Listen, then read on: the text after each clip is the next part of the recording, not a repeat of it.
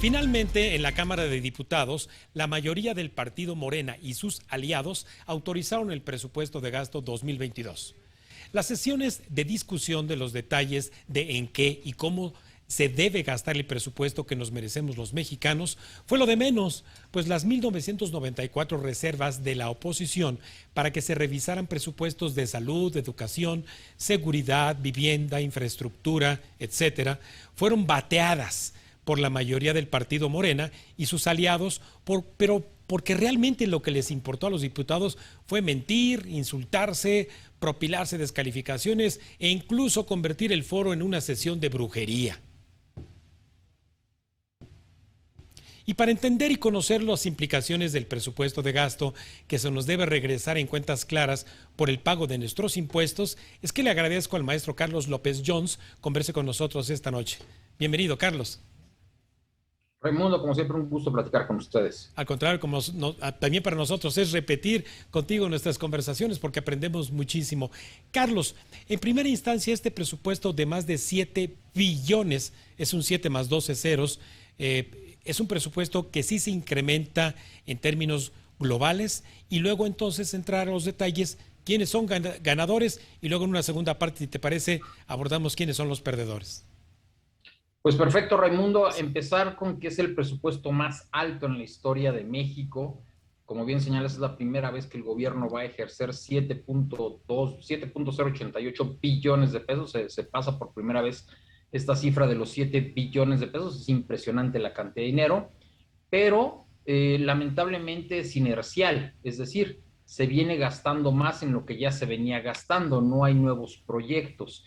Y esto en un contexto en el que la semana pasada el Congreso de Estados Unidos le aprueba a su presidente un gasto adicional de 1.2 billones de dólares, una cantidad impresionante, superior a la economía nacional, para que se gaste en Estados Unidos en infraestructura. En México lo que estamos viendo, por ejemplo, es que a la Secretaría de Comunicaciones y Transportes se le recorta el presupuesto.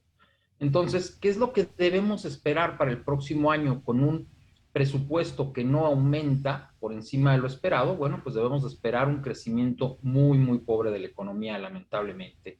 Y un punto que también hay que mencionar es que el Fondo Monetario Internacional en su última revisión de México le recomienda a México incrementar el gasto.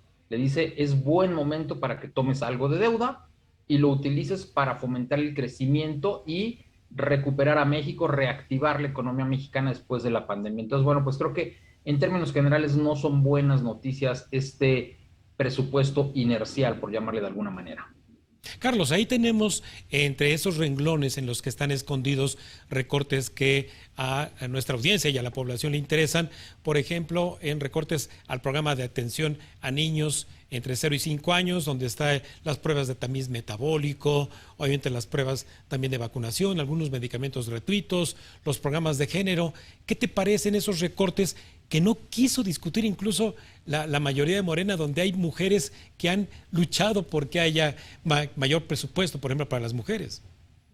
Sí, lamentablemente todo el grupo parlamentario de Morena dijo: lo que usted diga, señor presidente, no se va a discutir nada, y como tienen más de 250 votos, que son los que se necesitan para aprobar el presupuesto, bueno, pues Morena aprobó sin mayores cambios el presupuesto que mandó el presidente a la Cámara de Diputados. Importante señalar cuál ha sido el gran cambio a la llegada de Morena al poder. Mientras que hace algunos años se le daba una mayor prioridad a ciertos programas, todo lo que tenía que ver con prevención de la salud, todo este tema del tamiz, pruebas oncológicas para prevenir el cáncer de mama o por lo menos tratarlo a tiempo, lo cual salía mucho más barato y permitía que un mayor número de mujeres pudieran atenderse de forma temprana con costos más baratos para el gobierno y que una mayor cantidad de personas finalmente se salvaran. Ahora el gobierno le está dando prioridad a los programas sociales donde entrega dinero de manera directa. Es decir, aumenta, por ejemplo, la pensión para adultos mayores de manera bimestral de 2,250 pesos a 3,000 pesos. Hay que señalar que este programa aumentó de 70,000 millones de pesos hace 3 años a 300,000 millones de pesos, y eso nos debe preocupar en los próximos años, porque son 250,000 millones que de dónde vamos a sacar. Y lamentablemente la respuesta es pues recortando salud, como bien mencionas, recortando educación, recortando empleo, recortando carreteras. Entonces, bueno, ahí es donde estamos gastando más dinero, ¿no? En darle más dinero directamente a las personas en lugar de gastar ese dinero en programas. Y ahí creo que queda la reflexión de qué le puede convenir más a una persona a la cual se le diagnostica cáncer. Recibir 3,000 pesos mensuales o recibir un tratamiento que cuesta más de 500,000 pesos. Entonces creo que la respuesta debería ser más a programas, pero bueno, la 4T ha decidido que es mejor darle dinero directamente a las personas. Carlos, ya sabes quién, ya sabe quién, nuestra audiencia, se la pasa acusando al conservadurismo y a los conservadores. ¿No te parece que la postura fiscal de no generar más ingresos con una verdadera reforma fiscal es una postura conservadora? Sin lugar a dudas. Sin lugar a dudas, creo que cuando llegó la izquierda al poder en México esperábamos fuertes aumentos de impuestos, los cuales no se han dado, porque a nivel mundial cuando la izquierda gobierna, lo primero que hace es aumentar los impuestos, precisamente para tener más dinero para gastar y más dinero para ciertos programas que le permitan un mayor bienestar a las personas en términos generales. En México ya vamos a la mitad del sexenio, cada vez se acerca más el final. Como tú sabes, bueno, pues es más difícil aprobar nuevos impuestos al final del sexenio que al principio del sexenio, y es efectivamente una postura muy conservadora el no haber querido aumentar los impuestos en estos 3 años. Carlos, particularmente en tus redes sociales, tú eres de las personas a quienes seguimos porque no dejas de recordarnos que no olvidemos que es un mito eso de no adquirir más deuda. Y ahora con este presupuesto, el de endeudamiento autorizado para el 2022, pues nos sorprendemos de revisar la cifra contigo de más de 800,000 millones de pesos. Efectivamente, de los 7 billones de pesos que se están planeando gastar, ¿de dónde provienen? Bueno, pues más o menos 3,600,000 provienen de impuestos. Una cantidad no muy grande proviene de los ingresos de la CFE y de Pemex. Otra parte vendrán de las cuotas patronales del IMSS y 800,000 millones de pesos más que se suman a la deuda del gobierno. Hay que recordar que la deuda en 2018, la deuda soberana, estaba en 10,7 billones de pesos. Muy probablemente hacia finales del próximo año la andemos viendo por encima de los 14 billones de pesos, 3,3 billones de pesos en apenas 4 años de gobierno. Sin lugar a dudas, la 4T pasará a la historia como el gobierno que más endeudó a México. Es muy probablemente que superemos los 15 billones hacia 2024, sin lugar a dudas. Carlos, y finalmente en materia justamente presupuestaria, las entidades federativas, ¿qué tanto dejarán de insistir en este nuevo federalismo que requiere el país? Bueno, ahí hay que recordar que en junio pasado 18 gobiernos estatales ya corresponden a Morena, ya tiene pues la mayor parte de las entidades federativas. Vemos un reparto desigual también para las entidades federativas. Aquellas que votaron por Morena pues están recibiendo más dinero, aquellas que no votaron por Morena pues están siendo castigadas en este presupuesto 2022. Eso, además de la situación del INE, que yo creo que es de las más preocupantes. El INE pide una cierta cantidad de dinero para llevar a cabo las elecciones estatales del próximo año. Se están jugando 5 elecciones para gobernador. Este es el tema de la revocación o ratificación de mandato, y la respuesta a los diputados es un fuerte recorte al INE. Entonces, habrá que recordarle a los señores diputados que pues para todo proceso electoral se requiere dinero, y los diputados no le están dando dinero al INE para esos procesos. Caray. Carlos, pasando a un segundo tema, hoy termina el Buen Fin y obviamente, bueno, hablar de cifras preliminares, de cifra récord o no, es sentarle al tanteómetro, pero tú que has observado en estos últimos 11 años este mecanismo comercial de promover las ventas antes de fin de año, ¿qué tanto está ayudando por lo que has visto, lo que has monitoreado este Buen Fin? Bueno, primero señalar que los 2 meses de mayor consumo en México ya se han consolidado: mayo con el Día de las Madres y noviembre con el Buen Fin. Creo que fue una muy buena iniciativa del presidente Calderón empezar con este Buen Fin ya hace algunos años. Sin embargo, creo que en los últimos años lo que hemos visto es más meses sin intereses que verdaderas ofertas, verdaderos descuentos, y creo que las personas ya se dieron cuenta de eso, y en consecuencia, pues ya no es tan atractivo el Buen Fin como había sido en años pasados. Creo que muchas personas sí se esperaron para comprar algunos bienes, pero no son las cifras que vimos el año pasado. Además, recordar que como durante la pandemia no se le dio apoyo a las personas, bueno, pues las personas ahorita están gastadas y no tienen forma de gastar todo el dinero que ellas hubieran querido para cambiar todos los productos que hubieran quedado en este Buen Fin. Entonces, creo que las cifras, en caso de que llegaran a crecer, sería un crecimiento muy moderado en comparación al año pasado.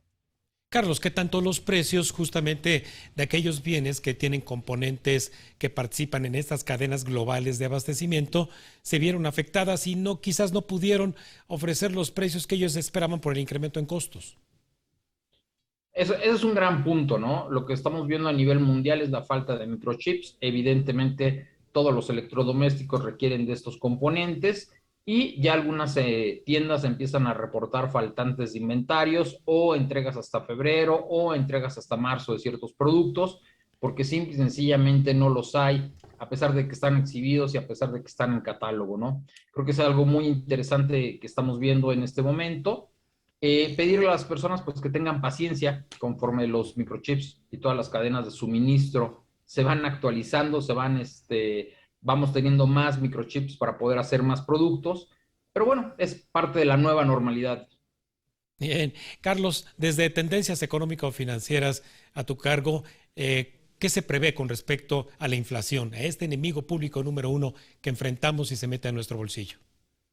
Sin lugar a dudas vamos a terminar 2021 alrededor del 7% de inflación. Va a ser la inflación más alta del presente siglo. Hay que recordar que la última gran inflación fue de 2006.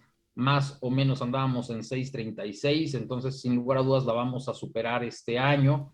Para el próximo año esperamos una desaceleración, pero no somos tan optimistas como Banco de México. Banco de México dice que el próximo año terminaremos nuevamente por debajo de 4%. Nosotros ya estamos preocupados. Vemos contagios de segundo orden en muchos sectores de la economía. Vemos alzas salariales por encima del 4, del 5, del 6%. Y evidentemente lo que más nos preocupa es la inflación subyacente, porque es aquella que mide los precios cuyos precios no son tan volátiles y esa ya está por encima de 5%. Entonces, creemos que va a seguir alta, lamentablemente esto afecta a los bolsillos de todos nosotros, vemos fuertes aumentos en alimentos todavía y eso no nada más es en México, es a nivel mundial y creemos que esto va a continuar por lo menos durante el primer semestre del próximo año. Abusando de tu generosidad, Carlos, ¿y el tipo de cambio? El tipo de cambio lo vemos presionado porque nuestra tasa de interés está quedando muy rezagada, mientras que la inflación, como te comentaba, la estamos esperando hacia niveles de 7%, como sabes, la tasa de interés en México está en 5%. Lo que han hecho otros países, como por ejemplo Brasil, es que ya traen una tasa de interés al 10%. Entonces es evidente que muchos capitales internacionales se están saliendo de México para irse a Brasil, donde además hay nuevos proyectos de inversiones en Brasil. Sí. Otro lugar interesante para invertir es Colombia.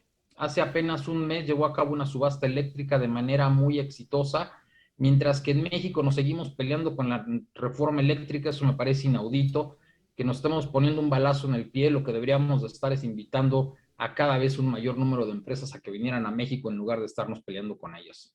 Caray. Bueno, Carlos, pues siempre contigo damos un muy buen repaso a lo que es la parte macro, la parte micro, así que te agradecemos muchísimo esta generosidad para Cuentas Claras y hasta la próxima. Raimundo, como siempre, a tus órdenes. Muchas gracias, Carlos. Bueno, pues usted acaba de escuchar en Cuentas Claras lo que nos espera en materia de gasto, en nuestro bienestar, el de los ciudadanos para el 2022, así como una evaluación preliminar del Buen Fin 2021. Vamos a un breve corte y vaya preparando papel y lápiz para conocer más acerca de lo que podría usted hacer con el aguinaldo de fin de año.